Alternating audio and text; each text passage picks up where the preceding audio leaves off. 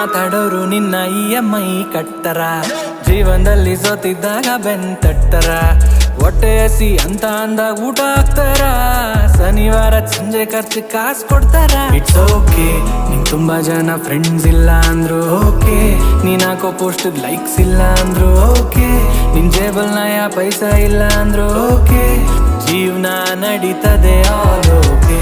ಇಲ್ಲಿ ಸ್ವಾಭಿಮಾನ ದೇವ್ರಿದ್ದಂಗಲ್ವ, ನಿನ್ನ ಹಣೆ ಬರ ಕೊಣೆ ಕಂಡೋರ ಅಭಿಪ್ರಾಯ ಅಲ್ಲ. ನಿನ್ನ ಕಷ್ಟಕ್ಕಿಲ್ಲ ನಷ್ಟಕ್ಕಿಲ್ಲ, ಬೇಕಾದಾಗ ಜೊತೆಗಿಲ್ಲ ಅಂತವ್ರ ಅಭಿಪ್ರಾಯ ಕಟ್ಕೊಂಡೆ ಏನ್ ಮಾಡ್ತೀವ.